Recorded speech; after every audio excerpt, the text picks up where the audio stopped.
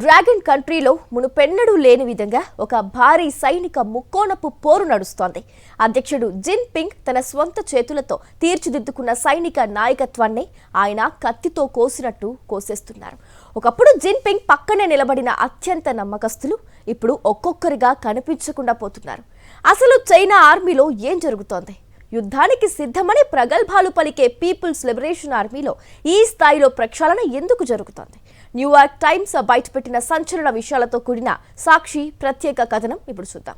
మార్చి 2023 సరిగ్గా 3 ఏళ్ల క్రితం చైనా సైనిక నాయకత్వం యావత్ ప్రపంచానికి ఒక ఐక్యత సందేశాన్నిచ్చింది. జిన్పింగ్ వెనుక ఒక బలమైన గోడలా నిలబడింది. చైనా సైన్యాన్ని ప్రపంచ స్థాయి శక్తిగా మార్చేందుకు జిన్పింగ్ స్వయంగా ఎంచుకున్న అత్యంత నమ్మకస్తులైన హైకమాండ్ అది. కానీ ఇప్పుడు ఆ దృశ్యం పూర్తిగా మారిపోయింది. అవినీతి నిర్మూలన పేరుతో జిన్పింగ్ చేపట్టిన ప్రక్షాళనలో తన విధేయులనే ఆయన కనికరించడం లేదు. గత 3 ఏళ్లలో చైనా చరిత్రలో ఎన్నడూ లేనంత స్థాయిలో ఉన్నతాధికారులపై వేటు పడింది. 2023 ప్రారంభంలో చైనా సైన్యంలోని వివిధ విభాగాలు, థియేటర్ కమాండ్లకు నేతృత్వం వహించిన 30 మంది జనరల్స్లో ఇప్పుడు దాదాపు అందరూ మాయమైపోయారు. కొందరిని పదవుల నుంచి తొలగిస్తే మరికొందరు ఎక్కడున్నారో కూడా తెలియని పరిస్థితి. ముఖ్యంగా జిన్పింగ్కు అత్యంత ఆప్తుడు చైనా టాప్ జనరల్ జాంగ్ యూక్సియా పతనం అందరినీ విస్మయానికి గురిచేస్తోంది. ఆయనతో పాటు ఆపరేషనల్ కమాండర్ లియు జెన్లీని కూడా పక్కన పెట్టారు.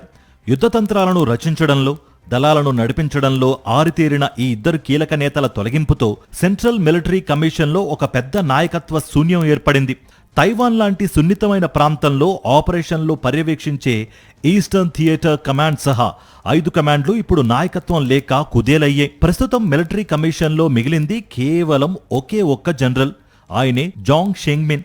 రాజకీయ క్రమశిక్షణ, విధేయతను పర్యవేక్షించే ఈయన గతంలో రాకెట్ ఫోర్సులో యాంటీ గ్రాఫ్ట్ ఆఫీసర్గా పనిచేశారు. సైన్యంలో ఎవరు జిన్పింగ్కు వ్యతిరేకంగా ఉన్నారో గుర్తించి ఏరివేయడమే ఇప్పుడు ఈయన ప్రధాన విధి.